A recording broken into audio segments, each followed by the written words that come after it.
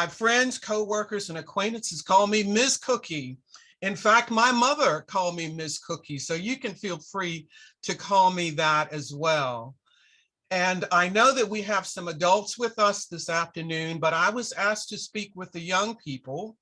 And so my remarks are designed to address the young people, but I hope I say something that resonates with the adults on the call as well. I am now retired, but for a long, long time, I was deputy director with the Virginia Department of Corrections. And I want to share a little bit about myself this afternoon, and then talk about a little bit about you, the young people. And I will share with you, I was very poor growing up. My dad died when I was 5 years old, and my mom had to take care of my brother and me all by herself. And then my mom dropped out of school when she was 15 or 16 years old to take care of herself because her mom and dad had died before she was even 5 years old.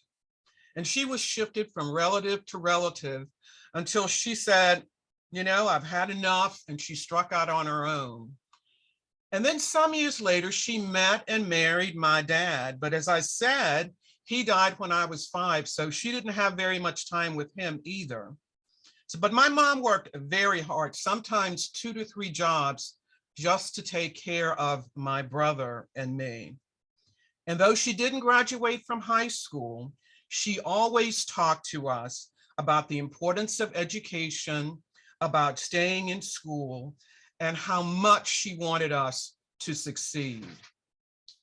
So no matter how little we had, she made sure that we had a home, we had food, we had health care, we had school supplies, and we had clothing. Now that clothing may not have been what my brother and me wanted, but it was certainly what we needed. And something else that my mom was that she was a chauvinist. And I can't see your faces out there, but have you heard that word before? It describes someone who has very strict ideas about the roles of men and women, particularly how they should act, who's in charge, what their roles are, and what their jobs are. Now, she grew up in a time when it wasn't as acceptable by many for women to be in leadership positions or to work in some jobs that were previously held by men. When my mom told me for most of my life that educated women and girls had 2 job choices, and that was to be a teacher or to be a nurse. And while I respect teachers and nurses, I didn't tell my mom I didn't want to be either one of those. But I respect them, and I think they provide something very, very valuable to all of us. And though my mom and I didn't see eye to eye about what women could or should do, my mom was my role model. She wanted there to be specific roles for men and women, but she had to be both mother and father in our home. So I learned from what my mom did, not just what she said. I studied hard, I excelled in school, and I attended the segregated schools that the pastor just mentioned until I was a junior in high school. In fact, I attended Weston Elementary School in Richmond. Although I didn't finish school in Richmond, I attended elementary school in Richmond. But those segregated schools, have you heard that word? It means that the schools were limited to one race. There were schools for white children, and there were schools for Black children. And the schools for Black children or African-American students were not funded as well and didn't have the resources, didn't have the books, didn't have the number of teachers, the supplies, the opportunities as the schools for the white children. But during the civil rights era, your grandparents and great-grandparents and people like me fought for change in our society so that we could all get a better education. And those segregated schools were finally closed, and all children were given access to similar educational opportunities. I listened to my mom, I stayed in school, and after graduating from high school, I attended Longwood College, now Longwood University. And as I said, we were very poor, so my mom didn't have the money to pay for my college education. I received scholarships and I made student loans for my education. And I was the very first Black person to graduate from Longwood College.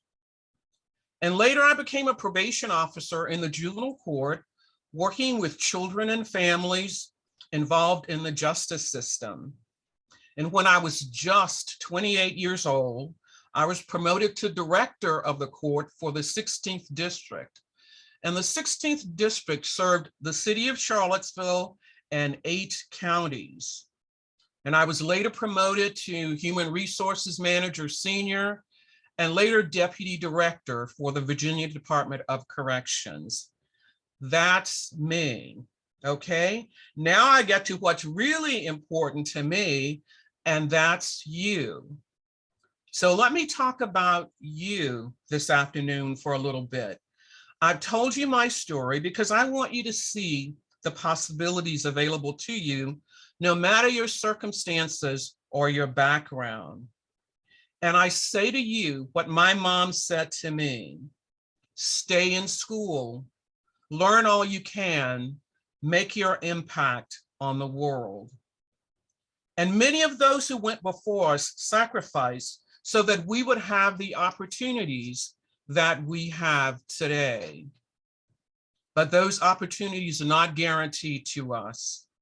We have to work hard every day to ensure that we have the rights that we have and that we keep those rights and that we get even more to make our lives even better and to make those lives what we want them to be.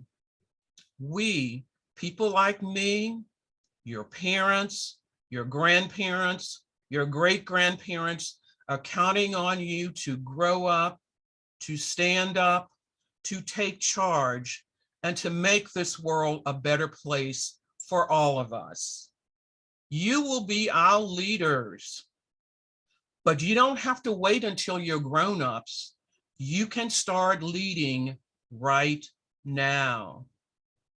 You can show others who you are and what you stand for. You can reflect the teachings of your leaders in the church and in your families. And I told you a little bit about my background, and I could talk about accomplishments and awards and recognition and promotion over the 46 years that I was in corrections. But those things are not the things that are most important to me. And while those things were valuable, the most important thing that I learned during my very long career and my life was the value of kindness. And kindness is the message that I want to share with you young people this afternoon. Now, I've been on a crusade for the past few years. A crusade is when you feel really strongly about something and you put a lot of time and energy and effort into accomplishing that thing. And that's the way I feel about kindness. I seek every opportunity and eagerly accept all invitations to speak about the need for kindness in our world, because I've seen and I see today what happens when kindness is missing. And so I want you to work hard in school. I want you to succeed beyond your wildest imagination. But if there's one thing I ideally pray for every day, it's whatever you do, wherever you go, whoever you meet, that you always treat people with kindness. You will encounter people that don't look like you, who don't act like you, who don't talk like you, who don't think as you think, who don't believe what you believe, and they don't attend the same churches that you do. You will meet some people who may not like you, and some that you may not like. You may not like what they stand for, but as we learn from our teachings in church, We love those people anyway. And it's important that you learn to treat those people, all people, with kindness, with care, with dignity, and with respect. And so what does kindness look like for you? And I looked at some examples, and I'm going to share those examples with you this afternoon. Kindness means that you never bully other people. Kindness is speaking up to a parent or other adult when you see others being bullied. When you are kind, you befriend others who don't seem to have many or any friends. And you never make fun of somebody because they don't have as much as you do, or they don't speak like you, or they don't dress like you, or their house may not be as nice as yours. That's what kindness is. Now, I will share with you, I received a text yesterday from Reverend Malcolm Taylor, and it said, "I am so proud to know you." And that's what kindness is letting people know who matter to you that you are important to them. That is kindness. And when we are 5 or 6 years old, we eagerly tell our parents and our siblings and our friends that we love them. But when we reach that magic ripe old age of 12 to 14, we think that's not cool anymore to say, "I love you," or "I care about you." And I'm going to share a secret with you this afternoon. It is always cool to say, "I care about you. I love you." Kindness means always being willing to help someone else. And if you see someone else heading for trouble, sharing with an adult, a responsible adult, that person needs help. It means never deliberately hurting someone else's feelings, and that includes your parents and your siblings. It means sharing your time and your friendship. It means having fun with someone who is sad. And you forgive others who have hurt your feelings. It means to be the very best person that you can be, because that's being kind to yourself. And so how do you do this? Kindness begins with respecting your own body and your own mind. Your bodies and your minds are precious, precious gifts, and you should always treat them well. And I don't want to mislead you this afternoon. Being kind isn't always easy. And sometimes being kind is very, very difficult. People make us sad. They make us mad. They don't treat us the way we think we deserve or that we ought to be treated. They don't share with us what we want to be shared with us. And sometimes when we're sad, we don't treat ourselves well. We don't make good decisions. And we think about things that hurt ourselves and that hurt others. And that hurt may not be just to our minds and to our bodies. Sometimes we do things that hurt our reputation, the way other people see us. And I say to you this afternoon, when we're in that place, when we're feeling down, we do what we've learned in Sunday school and in church. We love the people who've hurt us or who've harmed us, and we forgive them when they fall short. And we let ourselves, and when we let ourselves down, we forgive ourselves as well. And remember what a precious, wonderful gift of life we have. Now, I hope to get to meet you in person and not on a screen.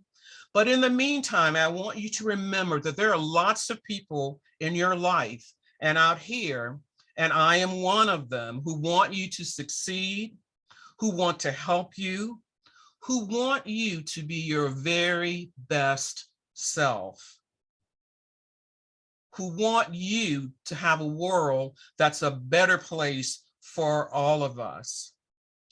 And there's something that I want you to remember. And while I can't see your faces this afternoon, because if I would, I'd ask you to smile for me, because a smile is the universal language of kindness.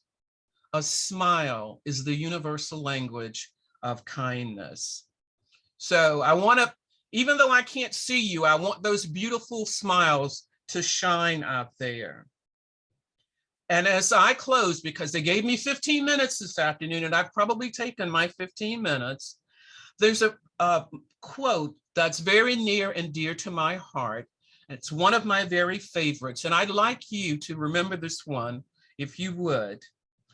Be the reason someone believes in the goodness of others. Be the reason someone believes in the goodness of others. That is what true kindness is. It has been my pleasure to talk with you for just a few minutes. And I mean, very sincerely, I am one of the people who would want to help if you need that. And there are people in your church who know me and know how to get in touch with me. And if ever you need a hand with your education, with your college, with just living, you can reach out to me anytime. And they know me well enough to know that that's a true statement, that I would be here to help and that I would lend an ear and that I will do what I can to help you because I have some resources in my back pocket. Thank you so much for listening to my words this afternoon. And I hope that something that I've said has touched your heart and resonates with you, and that you will be kind to others. Thank you so much.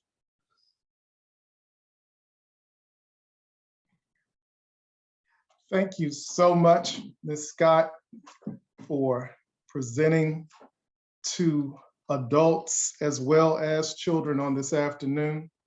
Some of the screens, we cannot see the faces of our young people, but we also have Sixth Baptist Church, our neighbor church. Pastor Bibbs is on and members of Sixth Baptist Church, and we thank you all for joining in with us in order to hear Ms. Scott speak. And Ms. Scott, thank you for talking about kindness. I've got a 15 and a 9-year-old, and we talked to the 9-year-old about why people act the way they do. And we thank you for speaking about how we are supposed to react when they don't act the way that we were brought up in the manner that they should.